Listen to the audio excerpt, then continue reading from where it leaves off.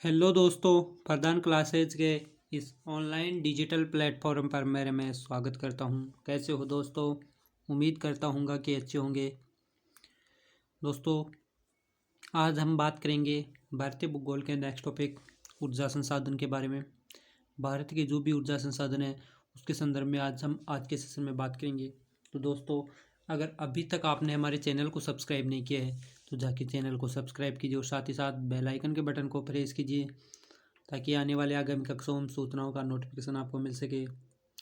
दोस्तों, और वीडियो को अधिक से अधिक लाइक एवं शेयर करना और साथ ही साथ अपने दोस्तों को ग्रुप के माध्यम से शेयर करना।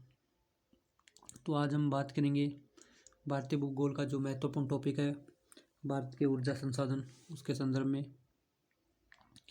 देखते हैं ऊर्जा संसाधन क्या है और ये हमारे लिए क्यों आवश्यक है।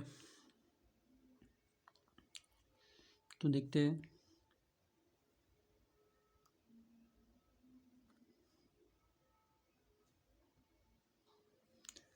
भारत के ऊर्जा संसाधन।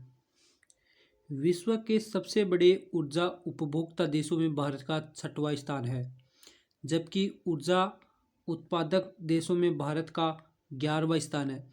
भारत में ऊर्जा की विकास दर 3.6% प्रतिवर्ष है।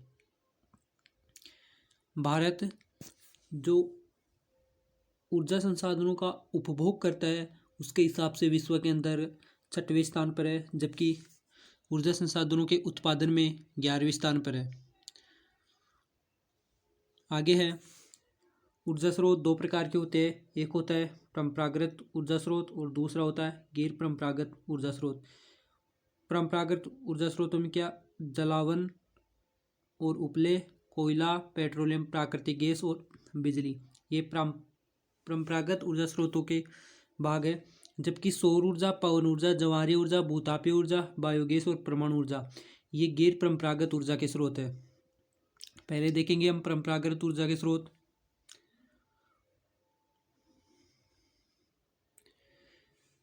पहले देखेंगे परंपरागत ऊर्जा के स्रोत, कन्वेंशनल एनर्जी सोर्सेज। तो इसमें पहला है जलावन और उपले। इसके बारे में देखते हैं। भारत की लगभग 70% आबादी ग्रामीण क्षेत्रों में निवास करती है। ग्रामीण घरों की ऊर्जा की जरूरत का 70% भाग जलावन और उपले से पूरा होता है। उसमें जंगलों की लकड़ी और गाय भैंस के गोबर का उपयोग किया जाता है। जो जलावन एवं उपले ऊर्जा का जो उत्पादन होता है वो जंगलों की लकड़ी एवं गाय भैंस के गोबर के द्वारा होता है। अगला जो परंपरागत ऊर्जा का स्रोत आता है वो होता है कोयला। कोयले के बारे में देखते हैं। कोयला अपनी वाणिज्यिक ऊर्जा जरूरतों के लिए भारत कोयले पर सबसे ज़्यादा निर्भर है। अपनी वाणिज्यिक जो ऊर्जा ज़रूरतें हैं भारत सबसे अधिक कोयले से प्राप्त करता है। कोयला भारत के उत्तरी भाग में बड़ी मात्रा में पाए जाते हैं। जो उत्तरी भारत है वहाँ पर अधिक मात्रा में कोयला पाया जाता है। भारत दुनिया में तीसरा सबसे बड़ा कोयला उत्पादक देश है और विश्व में उत्पादन करने में भारत तीसरे स्थान पर है कोयले का। कोयले 3 प्रकार के होते हैं। कोयले को उसकी विशेषता के आधार पर 3 प्रकारों में बांटा गया है। पहला है लिग्नाइट कोयला, ये उच्च किस्म का कोयला आता है। फिर होता है बिटुमिन्स कोयला, ये इससे थोड़ी कम क्वालिटी का आता है। और सबसे जो लो क्वालिटी का होता है वह एंथ्रेसाइट कोयला। ये 3 प्रकार होते हैं कोयला के। आगे देखते हैं परंपरागत ऊर्जा का अगला स्रोत, वो होता है पेट्रोलियम। कोयले के बाद भारत का मुख्य ऊर्जा संसाधन पेट्रोलियम है। विभिन्न कार्यों के लिए पेट्रोलियम ऊर्जा का ही प्रयोग किया जाता है और पेट्रोलियम बहुत सारे उद्योगों के लिए कच्चे माल की आपूर्ति करता है। पेट्रोलियम से प्लास्टिक, टेक्सटाइल्स, फार्मास्यूटिकल आदि जैसी चीज़ें बनती है। इन सभी चीज़ों की पूर्ति पेट्रोलियम परंपरागत ऊर्जा स्रोत से ही होती है।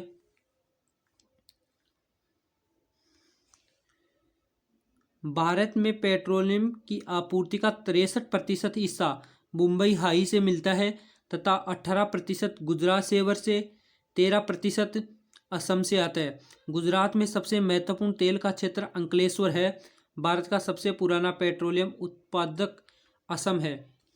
जो प्राचीन जो पेट्रोलियम उत्पादक क्षेत्र है वह असम है भारत का। अगला जो परंपरागत स्रोत आता है वो होती है नेचुरल गैस, प्राकृतिक गैस। प्राकृतिक गैस पेट्रोलियम के साथ ही पाई जाती है और इसके अलावा ये अकेली भी मिल जाती है। इसका इस्तेमाल ईंधन और कच्चे माल के तौर पर होता है। कृष्णा गोदावरी बेसिन में प्राकृतिक भंडार है। दोस्तों वीडियो को अधिक से अधिक शेयर करना। इसके अलावा खंबात की खाड़ी, मुंबई हाई और अंडमान निकोबार में भी प्राकृतिक गैस के बड़े भंडार है। प्राकृतिक गैस का प्रयोग उर्वरक के तौर पर और बिजली के उत्पादन में होता है। आजकल आप देख रहे होंगे कि पूरे देश में सीएनजी का इस्तेमाल गाड़ियों के ईंधन के रूप में होने लगा है। आजकल प्राकृतिक गैस का भी अपना बहुत बड़ा अहम योगदान है ऊर्जा संसाधनों के मामले में। अगला जो ऊर्जा संसाधन है वह है बिजली, इलेक्ट्रिसिटी। देखते हैं भारत में बिजली परंपरागत ऊर्जा स्रोतों के संसाधन में आती है।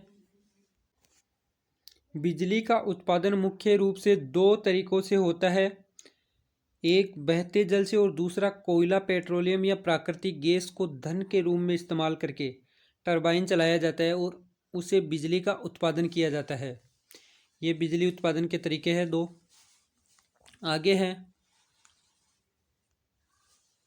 देश में मुख्य पनबिजली उत्पादक है Bhakra, Nangal, comma, Damodar valley corporation, Kopili hydel project आदि। वर्तमान में देश में 300 से ज़्यादा थर्मल पावर स्टेशन है जहाँ पर बिजली का उत्पादन किया जाता है। अब आगे जो ऊर्जा के परंपरागत स्रोत हमने पढ़ लिए, आगे है गैर परंपरागत ऊर्जा के स्रोत, नॉन कन्वेंशनल एनर्जी सोर्सेज। इसमें न्यूक्लियर एनर्जी जो परमाणु ऊर्जा है, इसके बारे में देखते हैं।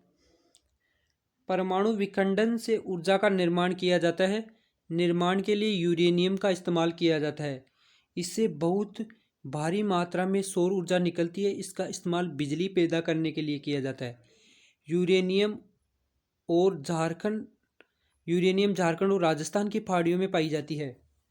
जो यूरेनियम जो होता है वह झारखंड और राजस्थान की पहाड़ी इलाकों में पाया जाता है। भारत में 17 नाभिकीय ऊर्जा रिएक्टर है जिनका कुल उत्पादन क्षमता 4120 मेगावाट इकाई है। अगला जो गैर परंपरागत स्रोत है वह है सोलर एनर्जी, सौर ऊर्जा। सौर ऊर्जा है जो सीधे सूरज की रोशनी से प्राप्त होती है। सौर ऊर्जा वह होती है जो हमें सूर्य के माध्यम या सूर्य की रोशनी जो हमें सीधे प्राप्त होती है वह सौर ऊर्जा होती है। सौर ऊर्जा को विद्युत में बदलने के लिए फोटोवोल्टिक टेक्नोलॉजी का इस्तेमाल किया जाता है। ये मुख्य पॉइंट है कि सौर ऊर्जा को विद्युत के रूप में बदलने के लिए कौन सी टेक्नोलॉजी का इस्तेमाल किया जाता है, तो वो होती है फोटोवोल्टिक टेक्नोलॉजी। भारत में सौर ऊर्जा का सबसे बड़ा प्लांट भुज के निकट माधवपुर में है। ये भी मोस्ट टॉपिक है। अगली जो परंपरागत स्रोत है उसमें आती है पवन ऊर्जा, विंड पावर। हवा द्वारा जो ऊर्जा प्राप्त की जाती है उसे पवन ऊर्जा कहते हैं। इसमें पवन चक्कियों द्वारा हवा की शक्ति का इस्तेमाल करके टरबाइन घुमाया जाता है और बिजली पैदा की जाती है। भारत को विश्व का पवन सुपर पावर माना जाता है। पवन ऊर्जा के मामले में आंध्र प्रदेश, कर्नाटक, गुजरात, केरल, महाराष्ट्र और तमिलनाडु भी अहम है। सर्वाधिक जो पवन ऊर्जा उत्पादन करता है वह आंध्र प्रदेश राज्य है। यहाँ पर बड़ी बड़ी पवन चक्कियाँ लगी हुई है। अगला जो अपरंपरागत स्रोत आता है वह होती है ज्वारीय ऊर्जा, टेडल एनर्जी। समुद्र में आने वाले ज्वारों का इस्तेमाल करके ज्वारीय ऊर्जा पैदा की जाती है। इसके लिए समुद्र पर जहाँ ज्वार आते हैं वहाँ बांध बनाकर ज्वारों को रोक दिया जाता है और जब ज्वार चला जाता है तो गेट को खोला जाता है। जब पानी समुद्र की ओर वापस आता है तो पानी के बहाव के कारण टरबाइन चलते हैं और बिजली पैदा होती है। कच्छ की खाड़ी में 900 मेगावाट का एक ज्वारीय प्लांट बनाया गया है। इसे नेशनल हाइड्रो पावर कॉरपोरेशन ने बनाया है। जो कच्छ की खाड़ी है वहाँ पर ज्वारीय ऊर्जा से विद्युत का उत्पादन किया जाता है। 900 मेगावाट विद्युत का और इसे नेशनल हाइड्रो कॉरपोरेशन ने बनाया है। आगे देखते हैं, जो अपरंपरागत स्रोत में भूतापीय ऊर्जा, जियोथर्मल एनर्जी। धरती के अंदर कुछ स्थान ऐसे भी है जहाँ धरती के नीचे लावा गर्म होने से उष्मा दरारों में वाष्प की धरती की सतह पर आती है।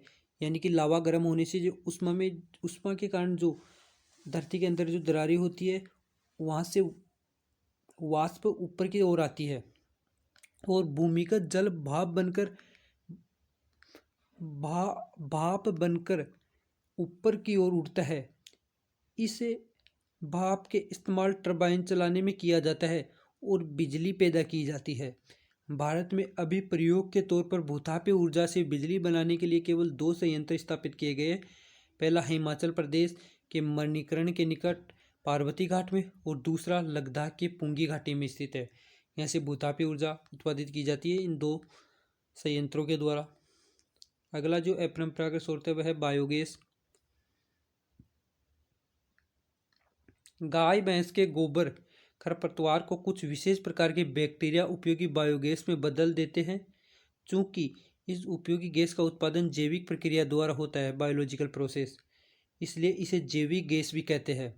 मीथेन गैस बायोगैस का मुख्य घटक है। बायोगैस भारत में ग्रामीणों द्वारा बायोगैस प्लांट को व्यक्तिगत तौर पर ही बनाया जा रहा है। बायोगैस प्लांट से ऊर्जा के साथ साथ खाद की प्राप्ति भी होती है। गायों के भैंस गोबर से में जो बैक्टीरिया होता है उनके माध्यम से उनको बदलकर जो गैस प्राप्त की जाती है उसे बायोगैस कहते हैं। तो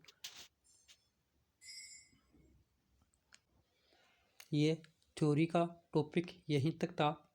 अपन अगला जो नेक्स्ट सेशन होगा उसके अंतर्गत इस टॉपिक से संबंधित जो भी महत्वपूर्ण क्वेश्चन है उसके बारे में चर्चा करेंगे। तो आप वीडियो को अधिक से अधिक लाइक एवं शेयर करना और साथ ही साथ कमेंट करके बताना कि आपको आज का सेशन कैसा लगा।